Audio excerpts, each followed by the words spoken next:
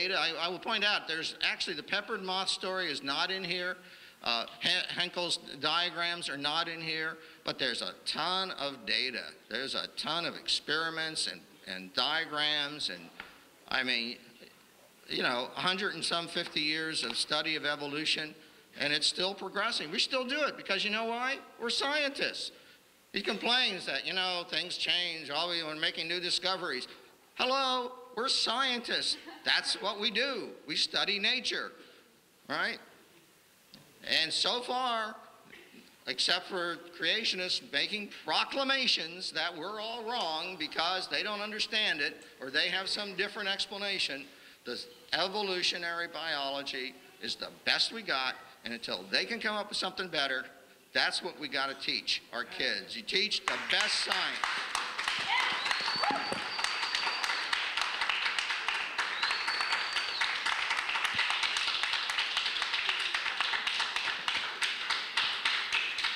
Okay, now we're going to move on to a closing statement from each of the speakers. This is a 5-minute closing statement. If you just want to close with what you have to say there. And then after that, we'll do the questions. We'll take a little break after the conclusions so we can get the questions in order here. So you have to go to the bathroom or whatnot. You can do that quickly. And then after about 5 minutes, after they conclude, we'll start with the questions. Quite a few things are obviously left hanging like it is in every debate I've ever done, but this isn't time to cover everything. It's probably better to do point by point instead of minute by minute. But he mentioned about isotopes as evidence for evolution. He's mentioned that several times tonight, actually. I'm assuming he's referring to carbon dating or potassium argon or uranium to strontium, uranium to lead, or lead-208 to lead-206, or uranium-235. There's quite a few. But here's an example of how things actually work in the real world, okay? Not the imaginary world. Living mollusk shells were carbon dated 2,300 years old. They're still alive. Freshly killed seal carbon dated 1,300 years old. It just died. Shells from living snails carbon dated 27,000 years old. Proceedings of the 12th Nobel Symposium said, if a C14 date supports our theories, we put it in the main text. If it does not entirely contradict them, we put it in a footnote. If it's completely out of date, we just drop it. Well, then here more recently, Anthropological Journal of Canada said, no matter how useful it is, the radiocarbon method is still not capable of yielding accurate, reliable results. There are gross discrepancies, the chronology is uneven and relative, and the accepted dates are actually selected dates. This whole blessed thing is nothing but 13th century alchemy. It all depends upon which funny paper you read.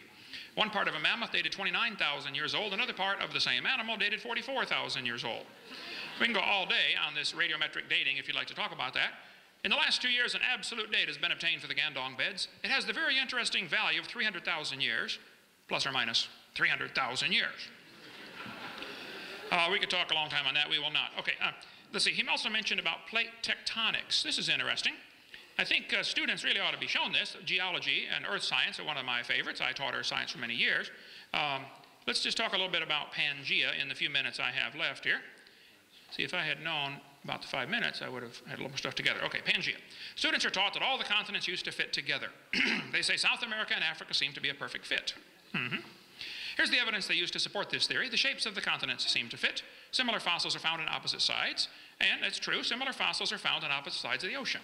It's also true that those same similar fossils are found all over the world. So this could be just as much evidence for a flood. Okay? He says they'll say there are magnetic reversals in the mid-Atlantic ridge. Here's what they don't tell you. They shrank Africa at least 35% in order to make them fit for your textbook. They took out all of Mexico and Central America. Hey, señor, ¿qué pasa? ¿Dónde está Mexico? Panama, Costa Rica, Guatemala. They also don't tell you that they twisted 2 continents one way and one the other way. They also don't tell you what I think ought to be obvious to a kindergartner. If you take the water out of the oceans, you will notice there is dirt underneath. People say, do you think the continents were ever connected? What do you mean? They still are. What do you mean, were they? The low places are full of water, that's all. Okay? It's not like it's hollow under the oceans, you know, think about it. So, oh, well, anyway,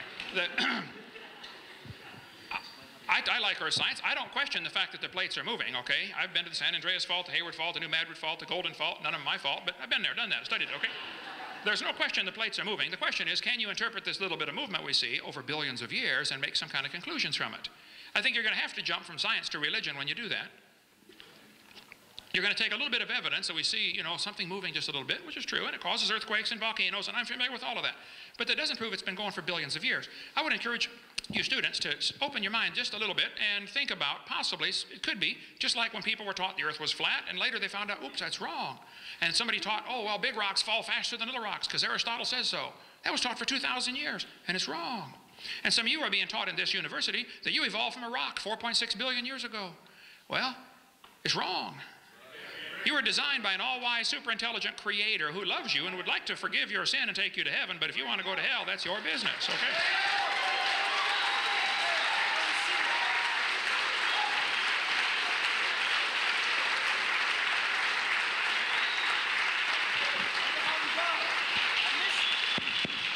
All right.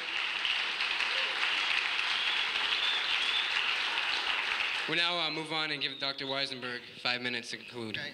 Well, here we are. When I was communicating about this with a colleague, and I said I was going to be engaged in this debate, I referred to myself as the sacrificial lamb, and I suspect that I am because obviously most of you are here. Yes, well, and I accept my role. You know. People, of course, are entitled to believe anything they want, and I accept that. I don't have any problem with that. And the scientists of the world who study these things are going to continue to do evolution. They're going to continue to do geology. They're going to continue to do physics. They're going to continue in the battles that rage constantly in science over the interpretation. You know, plate tectonics was not something that just popped up. You know, it was something that was proposed, ignored, and then all of a sudden, gee, pieces fell together. The pieces came together. And that's what scientists look at. They look at all the pieces. What the creationists do, you know, they love to say, oh, it was the big flood, and then they'll pick out some selective data. Not, you know, you mentioned the reversals of the Earth's magnetic field, which was the actual evidence by which we established plate tectonics. I don't remember anything in the Bible about reversal of the Earth's magnetic field. I don't know, maybe it's there, but so, you know, what you've got to understand, those of you that are, and it's obvious that most of you here came here to hear Dr. Hovind, keep this in mind,